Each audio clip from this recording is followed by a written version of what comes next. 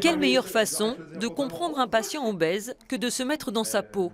Les stagiaires enfilent donc un costume qui mime une obésité de 200 kg, même s'ils n'en pèsent réellement que 17. Dès les premières minutes, on comprend la difficulté à s'habiller, à se mouvoir et à marcher. Dans la rue, il faut également se confronter au regard des gens. Est-ce que vous faites plus grand, monsieur? Taille 70, c'est possible de commander? Non, mais je dis ça en blaguant, mais ça on trouve pas ça. C'est vrai? On ne peut pas commander? Ah bon? En partenariat avec l'association Le Refuge, ils passent de ville en ville pour aborder un sujet parfois sensible dans nos communes rurales, l'homosexualité. C'est vraiment d'aller à la rencontre des gens, à la fois de jeunes qui entendraient parler du refuge de cette manière pour qu'ils sachent qu'il y a des gens qui sont là pour eux, et des gens, des citoyens de toutes ces villes pour pouvoir discuter assez simplement d'homosexualité qui peut être un sujet avec lequel on n'est pas toujours à l'aise et ça se comprend tout à fait, donc c'est simplement permettre une discussion.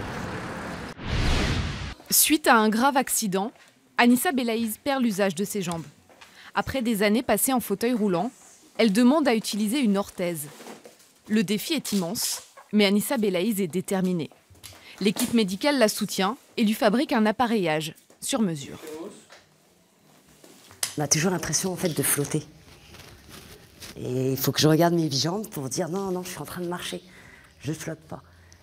Et après, c'est un effort en fait que je fais avec mes épaules. En peu de temps, ses progrès sont stupéfiants.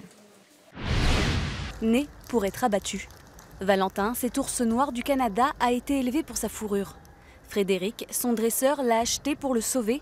Depuis, tous deux réalisent quelques représentations dans l'année pour faire connaître cet animal. Je ne suis pas la vedette du spectacle et lui non plus. On ne lui fait pas faire du toboggan, de la trottinette, des choses comme ça.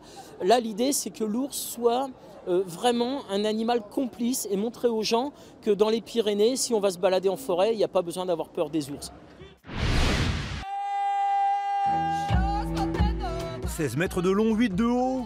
Une œuvre monumentale installée aux États-Unis. Une création conçue et fabriquée dans cet atelier de Montpellier. Son rôle, faire le lien entre l'artiste et la réalisation de son projet. On essaie nous tout le temps qu'il fasse des concessions dans son dessin pour qu'il modifie, que ce soit plus facile à fabriquer, mais lui il a une idée vraiment de ce qu'il veut faire, il ne veut pas bouger son dessin, souvent c'est comme ça, et nous on s'adapte. Prochain projet en 2017, des créations géantes au Canada, aux États-Unis, au Kazakhstan et 2 œuvres pour le plus grand paquebot du monde.